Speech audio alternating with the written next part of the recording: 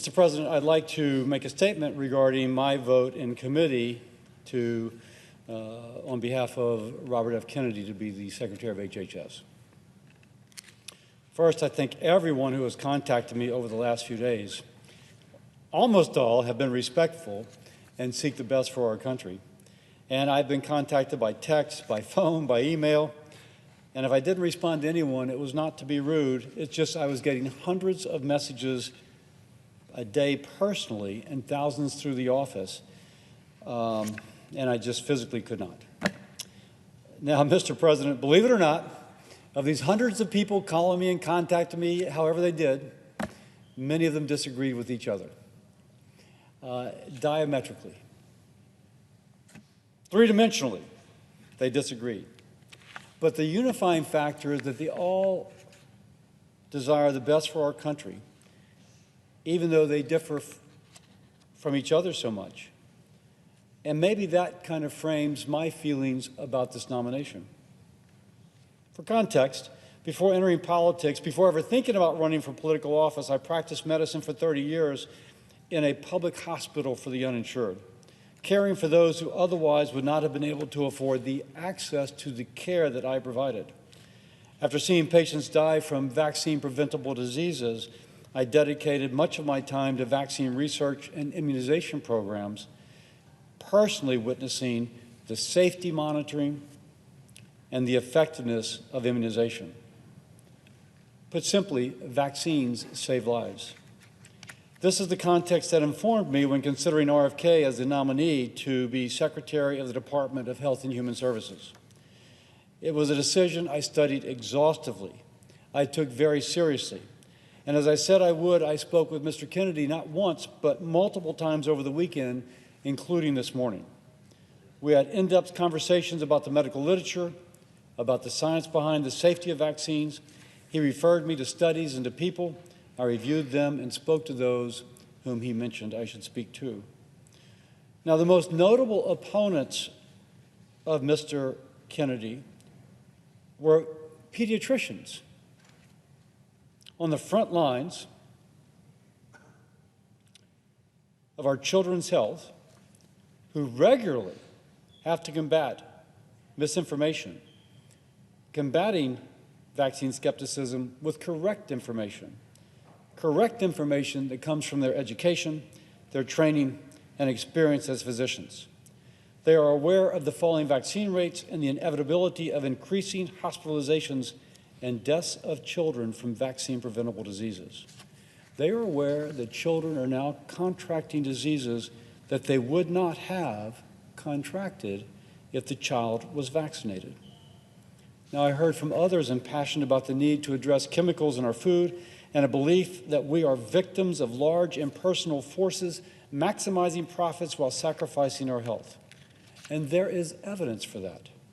Although food safety is principally a USDA concern, I strongly agree that this is an issue society must address.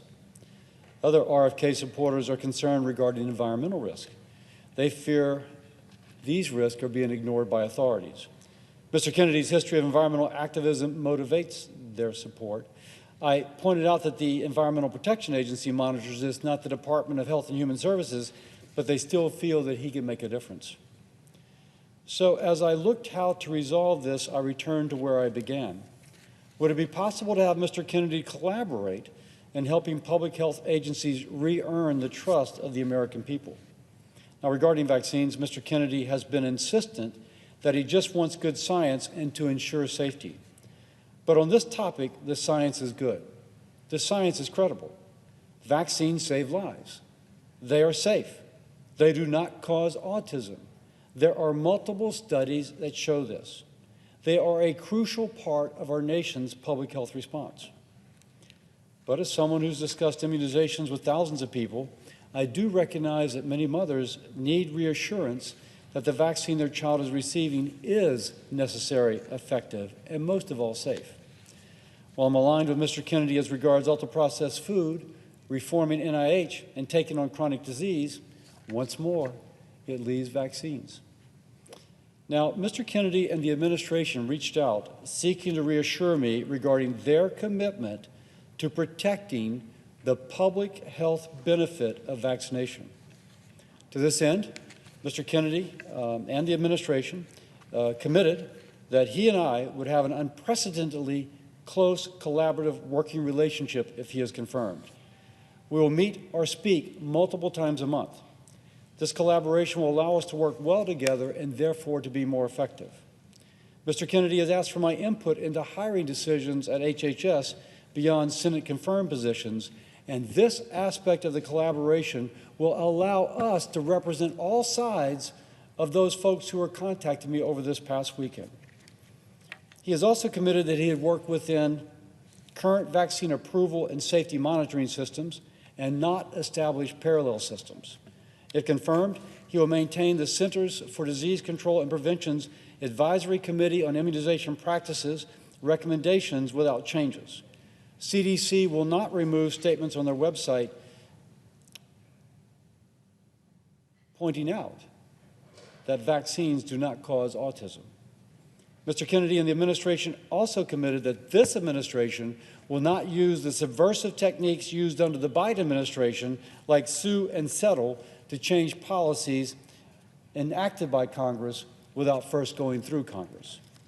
Mr. Kennedy and the administration committed to a strong role of Congress. Aside from he and I meeting regularly, he will come before the Help Committee on a quarterly basis if requested. He committed that the Help Committee chair, whether it's me or someone else, may choose a representative on any board or commission formed to review vaccine safety. If he is confirmed, HHS will provide a 30-day notice to the Help Committee if the agency seeks to make changes to any of our federal vaccine safety monitoring programs, and Help Committee will have the option to call a hearing to further review. These commitments and my expectation that we can have a great working relationship to make America healthy again is the basis of my support. He will be the secretary, but I believe he will also be a partner in working for this end. If Mr. Kennedy is confirmed, I will use my authority as chairman of the Senate Committee with oversight of HHS to rebuff any attempt to remove the public's access to life-saving vaccines without ironclad, causational, scientific evidence that can be accepted and defended before the mainstream scientific community and before Congress. I will watch carefully for any effort to wrongfully sow public fear about vaccines between confusing references of coincidence and anecdote. But my support is built on assurances that this will not have to be a concern, and that he and I can work together to build an agenda to make America healthy again. We need a leader at HHS who will guide President Trump's agenda to make America healthy again. Based on Mr. Kennedy's assurances on vaccines and his platform to positively influence Americans' health, it is my consideration that he will get this done. As I've said, it's been a long, intense process, but I've assessed it as I would assess a patient as a physician. Ultimately, restoring trust in our public health institution is too important, and I think Mr. Kennedy can help get that done. As chairman of the Senate Committee with oversight authority of his position, I will do my best to make sure that that is what we accomplish. I want Mr. Kennedy to succeed in making America healthy again. His success will be tied to the health of our nation. He has the opportunity to address the most pertinent issues affecting Americans' health. We also need to reform institutions like FDA and NIH, and those, as already been indicated, are my priorities as chairman of the Help Committee. I look forward to his support in accomplishing this. If confirmed, I look forward to working together with Mr. Kennedy to achieve President Trump's mission of improving the health of all Americans. And with that, I yield.